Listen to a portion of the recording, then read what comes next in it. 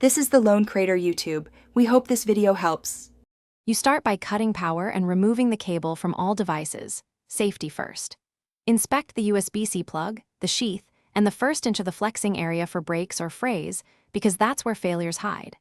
Once done, test continuity with a multimeter across V-bus, ground, and CC pins to locate the fault. If you find a clean break near the connector, make a fresh cut and strip about 4-6 mm of insulation to expose conductors for repair. Now you solder the conductors carefully. Tin each exposed wire first so solder flows, and keep twisted pairs paired to preserve signal integrity. Use a fine tip iron and work quickly to avoid melting nearby insulation. If pairing is ambiguous, follow color coding and continuity readings. Don't forget the foil shield and drain wire. Reattach them to ground to maintain shielding and reduce interference.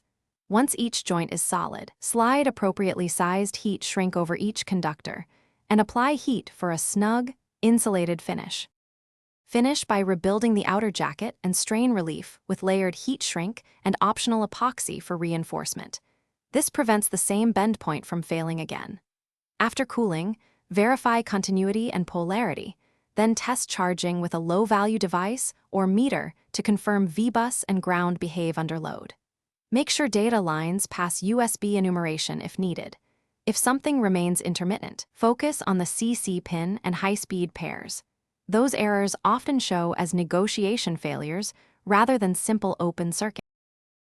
Thanks for watching. Consider subscribing if we helped you.